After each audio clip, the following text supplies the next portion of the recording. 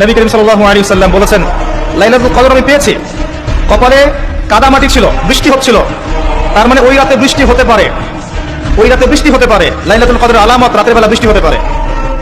বৃষ্টি হয়েছে, তিনি নামাজ পড়েছেন, কপালের মধ্যে কাদা লেগেছিল, তিনি বের হয়েছেন, সাহাবীদেরকে বলবেন কোন রাতটা লাইলাতুল কদর, আজকে রাতটা লাইলাতুল কদর, এটা বলতে বের হয়েছেন। বের হয়ে দেখছেন দুজন মুসলিম আপোষে ঝগড়া করছে। লিসেন টু মি, দুজন মুসলিম আপোষে ঝগড়া করছে। আমরা বলি না যে মুসলিমদের মাঝে ইখতিলাফগুলো রহমত, আমরা বলি না? দুজন মুসলিম আপোষে ঝগড়া করছে। এই কাজটার কারণে আল্লাহ রাব্বুল আলামিন নবী সাল্লাল্লাহু আলাইহি ওয়াসাল্লামের হৃদয় থেকে এই কথাটাকে তুলে নিলেন। তিনি আর বললেন না এক্স্যাক্টলি কোন রাতে লাইলাতুল কদর ছিল, তিনি বলতেই বেরিয়েছিলেন যে কোন রাতে লাইলাতুল কদর ছিল।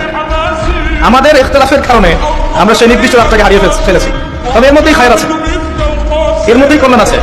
আরবিতে একটা প্রবাদ আছে, কুল্লু শার ইউজাদু ফিহিল খায়র, প্রত্যেকটা অকল্যাণের পিছনেই কোনো না কোনো কল্যাণ আছে। নির্দিষ্ট করে বলে দিলে আমরা বাকি রাতগুলো জাগতাম না। নবী সাল্লাল্লাহু আলাইহি ওয়াসাল্লাম এখন বললেন